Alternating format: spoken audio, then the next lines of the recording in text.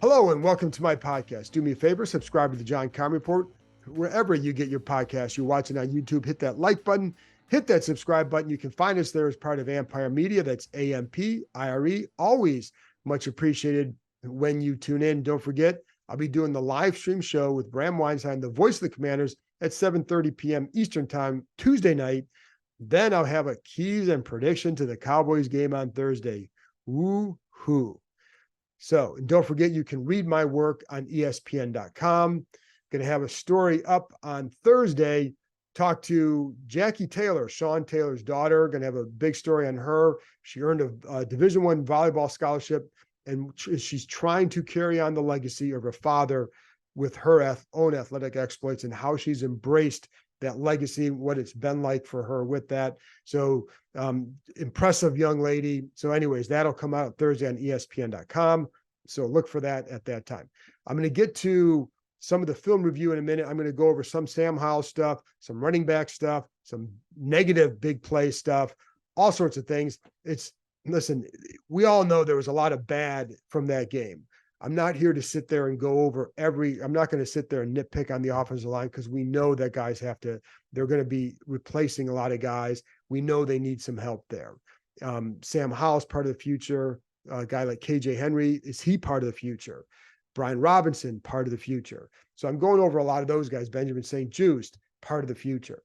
So I'm going over a lot of those guys because their growth and development matters to the future of this organization, where beyond just these final 6 weeks. Anyways, before I get to that, I want to go over a couple things. One, we met with Ron Rivera on Monday. I'm taping this late Monday night. And we went, just weekly press conference. And of course, his job status is going to be coming up over and over and over again. And I think this is something that, to be honest, I think this is something he can handle. He's handled a lot of crap here over the last 3.5 years, things that are probably a little bit, this is something I think that he could handle. And now it's going to be, do you want 6 weeks of that, of answering the same questions? I don't know. It might be tough for me to handle, but I think for him, the way he views it is he wants to finish what he wants to get to the end line with this team this year and just try and hand it off, whether it's to himself or he continues or to someone else, just to get it in the best place possible in their minds. I know from the ownership perspective, they are reluctant to make any sort of a change right now for a lot of reasons that we've already talked about. Nikki and I talked about this after the game on Sunday. If you want to hear our thoughts, you can go listen to that. And nothing's really changed. So I don't need to go over all the reasons why they're reluctant to do that. So we'll just stick to just the fact that right now he's still the coach. He's going to be the coach. I don't know what happens if they lose in a big bad way on Thursday. Do the owners make a move? I don't know. I don't know that. I just know that the desire has been to have him see this through this year and then make a decision. So, so we'll see. Enough said on that. We'll get to that. I'm sure there'll be plenty of time to talk about that in the future, but it will be a topic going forward. And I think the only thing that he can and should say is the focus is on this game. The focus is on today. You can't start focusing on that. You can't, the question is, you can't break over any of these questions, because then that's not going to be a good look either. Anyway, one of the things I found interesting that he talked about is some of the maturity comments. Now, I don't think he feels like this is an immature team. Now 2 years ago, I think that was definitely a feeling because he talked a lot about that in training camp. But this time there are some guys I think they feel like still need to mature. And I think some of this you see in the way maybe they celebrate every pass breakup. And, I think that's his comment on that was, you celebrate the big plays, you celebrate the interceptions, the touchdowns, the this, that, but just the plays where you're supposed to make are the ones that just get back up and make the play. And it's funny because, I think that sometimes it's a young thing, but like Emmanuel Forbes, he's had his struggles. Now, I think you want to build that confidence and you want him to play with the kind of swagger that he likes to or needs to, but make the plays first, make some big plays, and then celebrate those. And I think St. Juste does a lot of that as well. Those are the plays you're supposed to make. Make all the other plays too, and then you can start to feel then you'll have a lot more reason to celebrate because, and I'm going to get into this in a minute, some of the plays they didn't make lead to big plays or lead to big big negative situations. Anyway, the other part of that game is you can't win when you have 6 turnovers. I know the last one led to the final score, the final touchdown. But the fact that they had 5 turnovers or actually had the ball with a chance to win is an indication of just how bad the Giants are. And yet the Giants are 5-2-1 against this team's in 2020. And I think it's 17 and 36 against everybody else in that time. It's truly amazing what they've done. It's funny because with Chris Rodriguez had a fumble, which surprised me because he's really good at protecting the ball when he's going through the hole. Always getting 2 hands on that ball. This time it looked like he was bracing him. You see his right arm come off. He's kind of bracing for the fall at the end there. And then Okereke comes in and just punches the ball. And just a good job by a linebacker who I think is an outstanding player. But that was one where I was surprised that he fumbled because he's really good at protecting the ball. Logan Thomas, he's had a couple times this year, and that's been a killer. The killer for these with the fumbles is that they really were in driving or in a good spot, and then you have Byron Pringle fumbling the opening kickoff. It was a good kick return. You're going to have the ball in a good position and a fumble. So like those 3 plays were as big a play as any in that game. You look at that huge difference. Obviously, the interceptions, of course, are very bad. The first one, the throw, he needs to lead De'Ami Brown out a little bit more across the field because that's where the room to throw is. That's what he's got to do. He's had a couple times this year where that's been the case where he hasn't been able to deliver that pass. The other thing on that play, Logan Thomas shouldn't be there. I think he's got to be cutting outside. Instead, he draws the safety over there. Could have really mucked it up if the throw had been better. But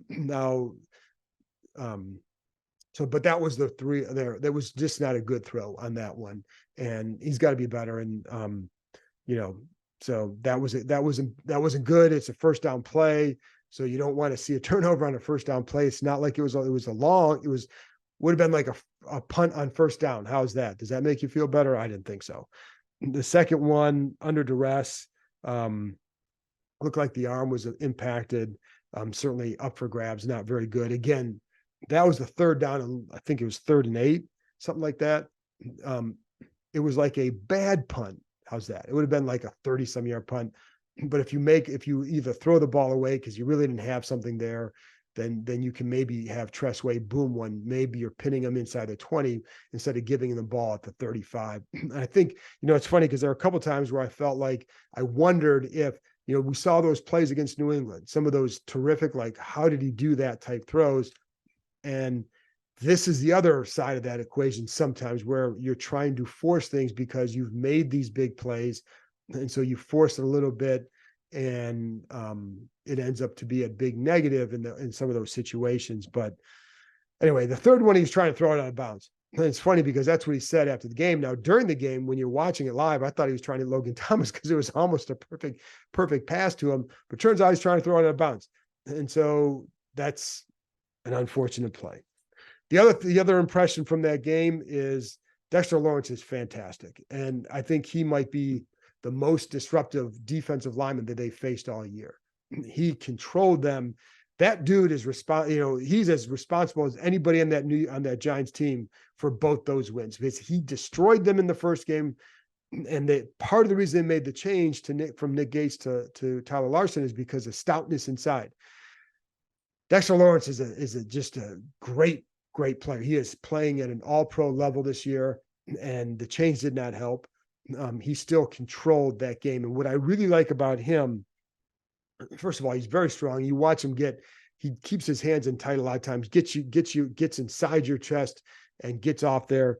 But he also, I feel like he's a very unselfish player as well, because there are a few times that he's setting up Thibodeau with some stunts and he is taking guys out, and it just frees up Thibodeau. And so to have a guy like that inside is tremendous. And I think he's having an all-pro year. He is, that's all there is to it. He's been very, very good. I like what Wink Martindale, how they create some of those pressures. it's fun to watch. You know what I mean? And just the way, they have some athleticism at linebacker with Simmons, and obviously Thibodeau is a great athlete on the outside, and is where there's 3-point, 2-point, but big key is Lawrence, and just they're going to run all sorts of different things to get pressure and to free guys, and I think they do a great job of that. And sometimes you'd have Simmons lining up over center or over the right guard, and he's doing a loop all the way around the other side. You got guys coming inside and blitzing off that. It's like you're basically trying to, so you almost have to be a traffic cop inside and just keep your eyes going, but it causes you to lose awareness, and it really gets you at that. I think it also sped up Sam Howell, but I'm going to get to that in a minute. Running backs, thought they were much better. I thought the run game was pretty good, and I will say this, good timing, because I think the shot you have to have on Thursday is, I know we all talk about throwing the ball, but I think it's going to be really, really hard to sustain if you're dropping back 50 times against this defense on Thursday, because I just don't see it. You're going to be, the Cowboys do a really good job with movement up front too in some games, et cetera, that if you're having trouble with what Giants did, you're going to get destroyed by what the Cowboys do. So you have to be very smart, but I can get into that keys and predictions, but it's why I think it was important to see that run game start to work a little bit better than it has been. So I thought Brian Robinson ran with a lot of patience for the most part. There were a couple of blips in there, a couple of times where you talk to people like, he bounced this thing a little bit too early or whatever, stick with this run. And it's an 8 or 10 yard run versus a 2-yard run. However, I think for the most part, you saw the patience that he ran with these. I'm going to put up an example of a play where he does a good job pressing the hole. You see it on this particular play. He's going to kick it to the left, and it's going to get up like 6, 7, 8, 10 yards. I think it was 8 yards on that one, but he breaks a couple tackles. Just a good solid run, but you press the hole, you bring guys in, you cut. That's how you do it. And I think you started to see that. He had an 11-yard run in the first quarter. Just again, very good patience and a good cut on a little split zone run. He had a couple times he had some jump cuts, and he did a nice job setting up some blockers at times with that patience. So if you show that patience, then the blockers got to have a chance to get to their guy, but you're also sucking guys in and causing them to hesitate. And there was a 6-yard run. He has a little delay, presses the hole, cuts to the right, and you have Lawrence with a foot tackle attempt, doesn't get him, but he gets a good, Robinson finishes with a good 6 yards, 18-yard run around left end, really like this one, gets up, presses the hole well, causes Okereke to pause. That allows Charles Leno to get to him, and then that opens up the outside. So that's what the benefit of being patient, and it felt like Robinson was really running well in this game. And again, I think for Thursday, it's what you're going to have to do if you want to have a prayer in this game. So how much you do, we'll see, but I think it's definitely something. And again, I talked about Rodriguez. I think he ran pretty well too. The funny thing is, like, one of the biggest plays that he should have had was off the screen game, because there was one screen they threw to him on the left. You have Chris Paul and Larson out front. You have one linebacker there, and they couldn't block him. And if you block him, it's a really good run. But you don't, so it's not. And so it's just you throw it on that missed opportunity pile, which is going to create a bonfire for this team at the end of the year, because there's a lot of missed plays on that pile. KJ Henry. So I actually, and Ron Rivera singled him out in his press conference today, today, I guess it is, because it's still Monday. So he singled him out today on Monday, just for some of the plays made, pretty good pass rushes. There was one play in particular that was a good veteran type play. And it was, the tackle tries to cut block him, but he does a good job just kind of not allowing him to do it, push down, jumps up, almost gets the interception, but it was a play that Rivera was talking about, as far as like where the coaches thought it was just a good, almost like a veteran type play. And if you remember when Ryan Kerrigan was a rookie, I think it was, he made a similar type play, but he picked it off, returned it for a pick 6. And that was back in the day when things were a lot rosier than they are now. Anyway, so that was a good job by Henry. I thought he did a nice job. Now, what kind of a player can he be overall? I think this is what the next 6 weeks will be help determine, is what level could he maybe ascend to? Is he just going to be kind of a quality backup rotational guy? Probably. There are sometimes in his pass rush where it looks like he really kind of turns a lot and ends up losing because of that. He rounds off some of those rushes a little bit too much. And so I think that's something he's going to have to work on. But the more you get on film, you can watch yourself doing that, because sometimes when you round yourself, you're just losing power and you're kind of squaring into the blocker, and you're making it easier on him. So I think that's something he's going to have to work on. But again, the more you get on film, the more you have a chance to watch what you do. But he did make some plays. He's had a couple plays now in a few weeks. So that's a good thing for him and for them. And, again, the question can he be a strong backup for them? Is that what his ceiling is? I don't know. So a couple of things on some of the big plays too that was allowed, especially that 40-yard touchdown run. That was pretty bad. So the one thing that was noticeable on that 40-yard play, first of all, it's not Kendall Fuller's guy. So that's, if you watch him, he's kind of he's off to the outside. That's just, you're not going to expect him to cover him in that receiver in that situation. You're just not. He's not in position to do that.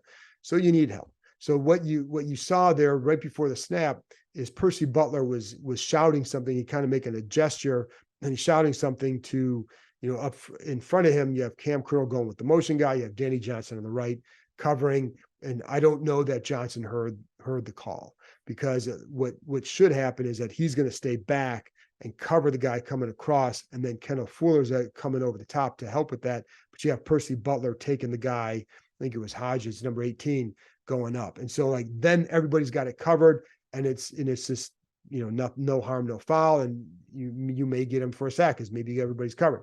But that's what happens there, is that but again, it starts with Butler. Butler's trying to communicate. Clearly the message didn't get through because it didn't get executed.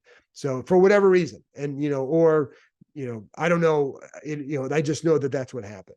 And, it's unfortunate because it leads to another huge play.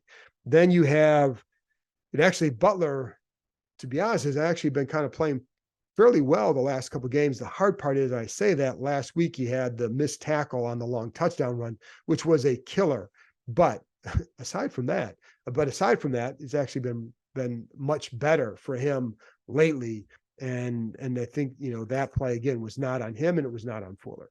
And again, I'm not necessarily, that would, if the call is heard, then I think Danny Johnson knows what he's supposed to do. It's just that there's sometimes some confusion out there, and you have to keep asking yourself, why is that? So we all have our own theories, and, bottom line is it keeps happening, and it shouldn't. So, but on that one, the safety's trying to communicate it, just didn't get hurt. The other big play, that this is one where it's the first drive of the game, or one of the early drives. I think it leads to a touchdown, 3rd down and 13. You have St. Just, and it's a 1-by-3 set. So you got one receiver on the left, you got 3 on the right, and St. Just is covering inside the number 2 guy, the inside receiver on that, the guy in the middle receiver. And anyway, on the play, I'm pointing this out because that there are 3 guys on that side to your side. So that there's so the tight end goes over the middle. It's just a valve. He's about 2 or 3 yards in front of the line of scrimmage. Again, 3rd down and 13. Well, that means there's no one else in front of you. So what does that mean? It means somebody's behind you. And so St. Just on that one gets a little bit caught up looking at the tight end, who is really not a threat here, because if you drop a couple more yards, it's a 3rd and 13. He's still, even if he catches it, he's starting with the ball 10 yards from the line of scrimmage, or from the first down marker. But you've got to protect what's behind you. You've got to drop a couple more yards. But his eyes get caught looking at the tight end. It's not, as we say, look at your work. That's not the work for him. Cam Curl's there. If you drop 2 more yards, then you're going to be able to rally to the ball. So that's something where, again, it's a lesson, but you got to know that by now. That guy's not the threat. The threat is always behind you. And especially in a situation where you can rally to the ball, you've got to be aware of where you need to be. And the other problem on that one, not enough pressure. Now they did sack him 9 times, so there was a lot of pressure on him. But that particular play, no pressure. And if there is quick pressure, better pressure, you're checking it down right away. You rally, you get off the field. Instead, you complete a pass over St. Juice, who gets caught looking at the tight end where he shouldn't have looked. Now you're on a touchdown drive. So that was just, those are the little things that have to stop happening. So when you talk about details, that's it. That's just a detail. And, again, why does that keep happening? At some point, like we can always blame coaching, but I know what I can sit here and tell you this is what you're supposed to do here. Your job now is to go out and do it. So there's an equal blame. There's a blame all around here.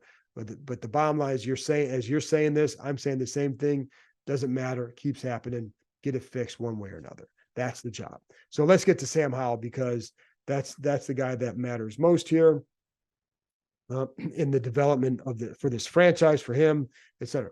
One things I thought that I thought happened in this game for him is that he played a little bit quicker than he has in some of the recent games, and that's a byproduct.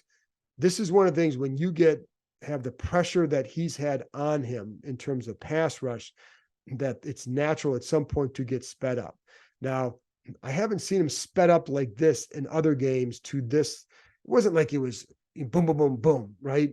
But there were a couple of times where I thought the decisions that he made would have been different had he been a little bit more patient with himself and a little bit less quick, right? And whereas last week, there were a couple of times where I thought he got rid of the ball a little bit early, but not with any damage, and it still would gain yards. It's just that there were a couple of things that maybe you could have gotten 15, 20 yards on, but here there were some chances where, like, yeah, that one was not the same thing. And it was a little bit quicker than he probably wanted to.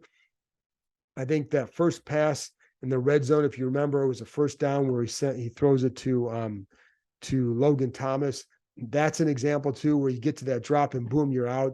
The problem is that the ball's on Logan as he's turning, which is fine, but it's low and inside, and he was not ready for it. So I think, that's one where you just take a little bit, not quite as fast on your drop there, and you got it. The other problem with that play was when you read the linebacker and he's coming over, that means the backside guy is there, and that was Curtis Samuel.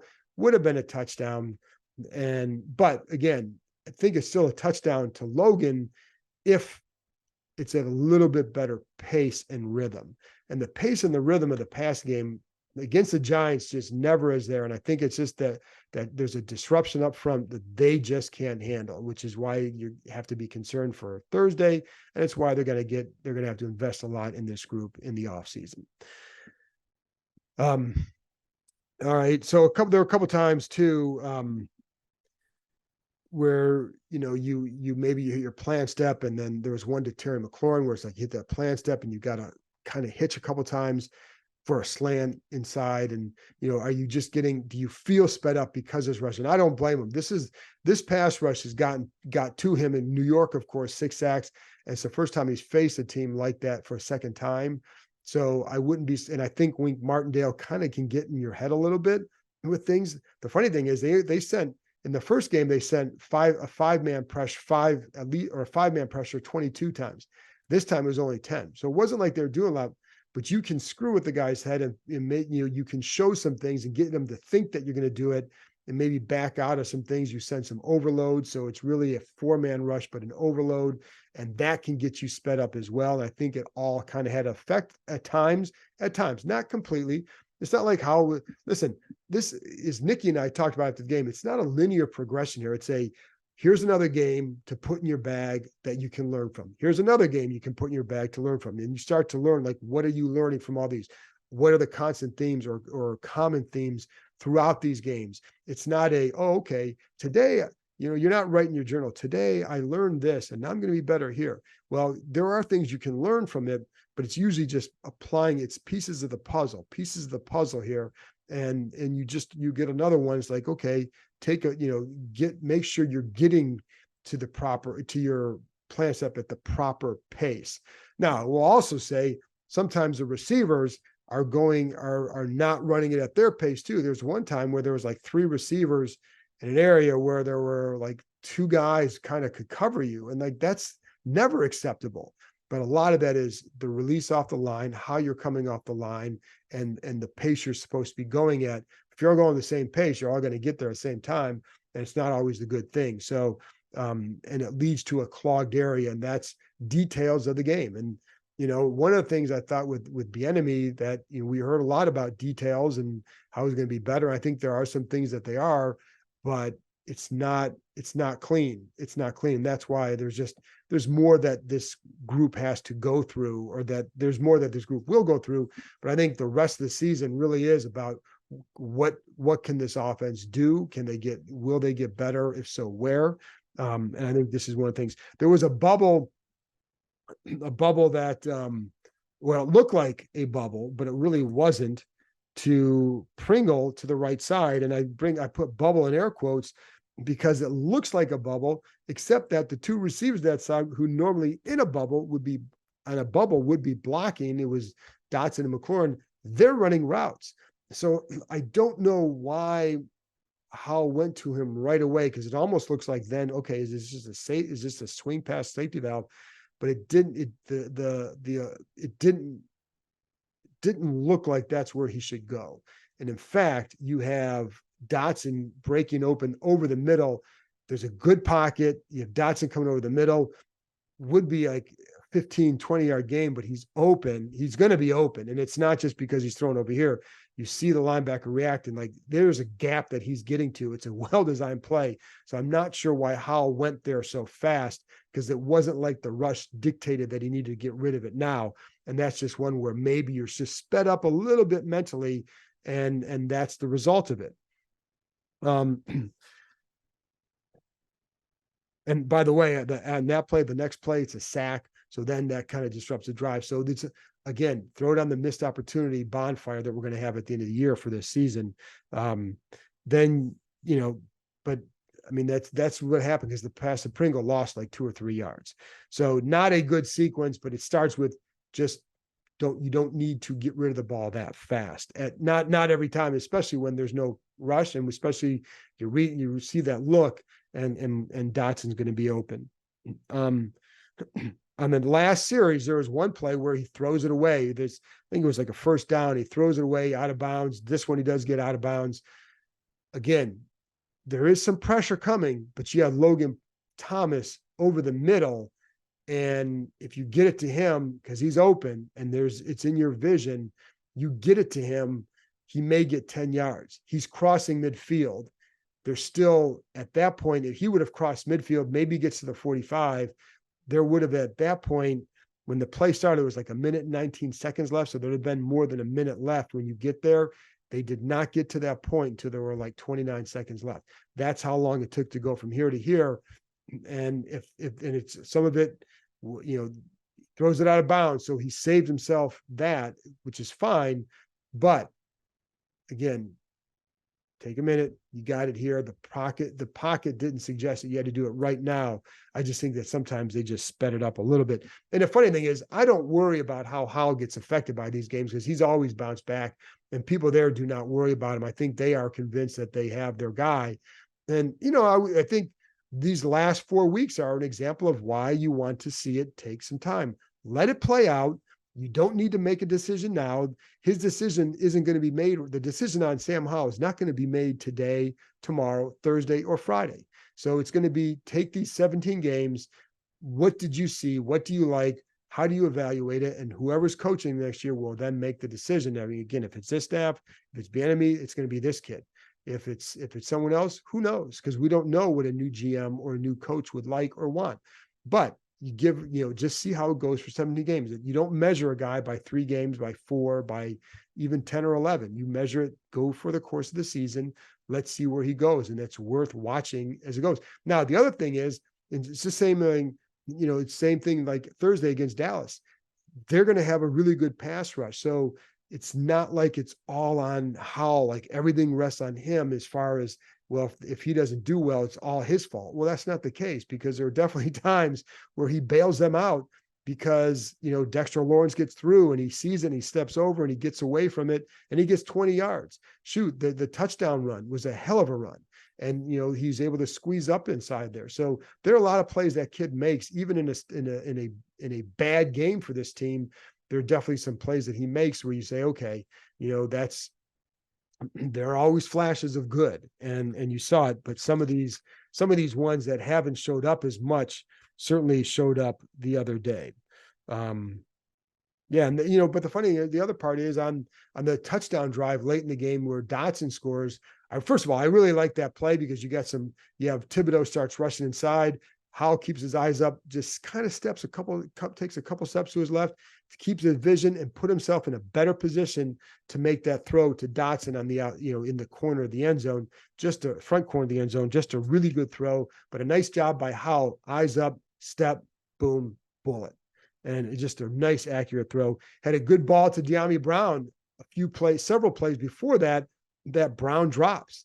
And listen, you can't say he's going to score on that, but I do say he's going to have a chance to, if you break one tackle, which he's a bigger receiver, so he can, relatively compared to but for them, he's a bigger receiver, but he's got some strength. So you break through that, now it's a touchdown. Now you just saved yourself maybe a minute or so off that clock. And, that's the result, but he just dropped it. So, not good for him. So there were, like I said, with Howell, there's always going to be good stuff. We know his toughness. We know that, there's, again, the good ball to Dotson, and, some nice slants to McLaurin. I mean, but by and large, though, what I want to talk about with this game was the, some of how the rush, I felt like, sped him up. And is it just this team? Because the Giants have done this twice now to him, whereas like Philly, he wasn't like that, but the Eagles have a different pass rush. So I'll be curious to see what happens. This is why I'm curious to see what happens Thursday with him, not, from win-loss, whatever, but just how does he respond to that game, just from 3 interceptions. We can look at each one and say why. Bottom line is there are 3 interceptions. So, how do you come back from that? And then how do you handle that pass rush? It's not all on him, but it does impact his game. So I think it's all worth watching, all curious to see. There's a lot. It's like one game doesn't change how you should feel about a guy in a bad way. I mean, if people are saying, see, I told you so, well, he played pretty well the last few weeks. So Sunday wasn't his best game. Where does he go from here? It's all part of the learning process. If you make a decision, I mean, listen, everybody can make up their mind, can have your own opinion. However, just be patient, because it takes more than half a year, 10, 11, 12 games to really fully accurately assess what you have in a guy, good or bad. Now, if you're just lights out, CJ Stroud is lights out. That guy is different. Sam Howell is still developing. They're not at the same, CJ Stroud is a damn good thrower. Howell can be a very good quarterback. They're different styles, but, in different skill levels. So that's why I say, like, for Howell, just because one guy's doing this doesn't mean they all should be doing this. What Stroud is doing is very unique. I think what Howell is doing is more typical. And there's a lot. Listen, I'll tell you what, man, I take him every day of the week over Kenny Pickett. So there are a lot of guys to like with him that you would like, that you like him ahead of in this league. And so I think that's why, see where it goes from him over the next 6 games. Anyway, that's it. Again, I'm going to end my little spiel there. So that's it for me. I appreciate you tuning in, still having an interest in what I have to say about the on the field product, and or just some of the film stuff. We all know it's bad. 4-7, that's what they are. I'll be back Tuesday night with Bram Weinstein, the voice of the Commanders, 7:30 Eastern time live stream. Join us then. Bring your angst, bring your questions, bring whatever you want, and bring a drink. Have a drink while you're listening to the show, and have some fun, because right now it ain't a lot of fun, folks. So I'll talk to you next time.